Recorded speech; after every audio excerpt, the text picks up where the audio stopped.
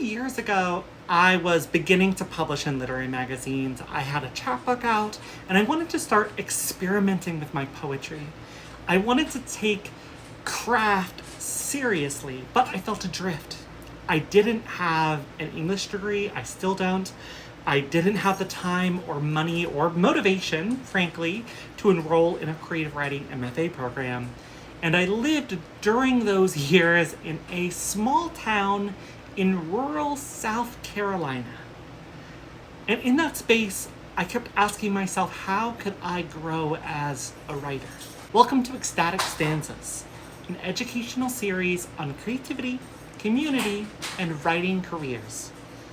I'm Evelyn Berry, your girlfriend's favorite poet, and today we'll be discussing reading practices, specifically diving deep into our influences.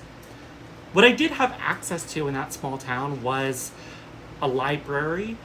It wasn't necessarily a robust community of writers or a wealth of opportunities, but I did have access to poetry books, craft books, and the internet, which meant interviews on websites and in podcasts with authors. I was also reading a lot of young contemporary gay poets, many of whom had published chapbooks and not yet full-length collections. And I remember being very influenced by these poets. And then I saw a particular book that they had all read called Crush by Richard Seikin. And I realized with this kind of astonishment and delight that his poetry had served as an inspiration to so many of the poets I loved who inspired me. Right? This was my favorite poet's favorite poet. And I found the same lineage in the work of other poets like D.A. Powell and Frank O'Hara and Essex Hemphill. And I started to think about, well, who influenced them?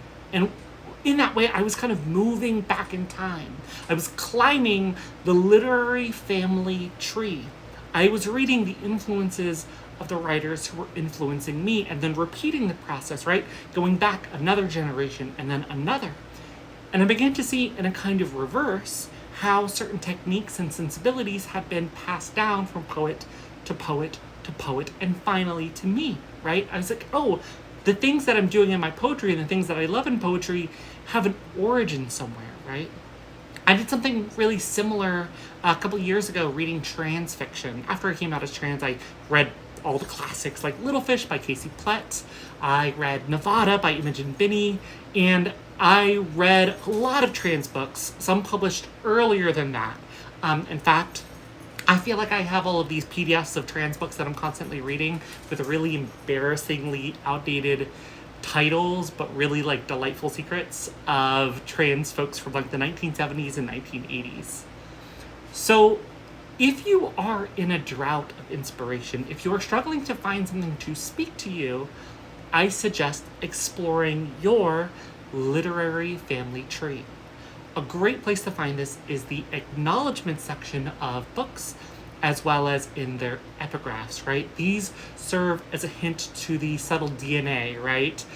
Whose work are the writers I'm reading for themselves? Who is inspiring the people who inspire me? Who were the forebears of this work? And then start considering how you can fit into that lineage.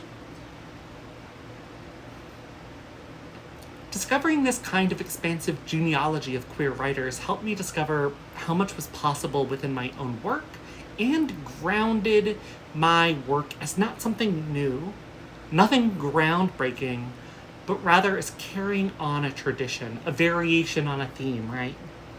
And I think it really felt good to belong. I never really felt like I belonged in literary spaces. And maybe for you, that lineage comes from a long history of maybe Black women writers or sci-fi writers or writers of epistolatory novels. It doesn't always have to be about identity. Maybe it's about the region that you live in or where you were born or the kind of forms that you write.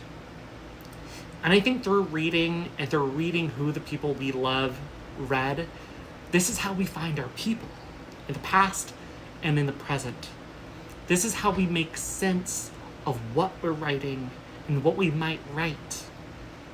Remember, you're a real writer, so go write.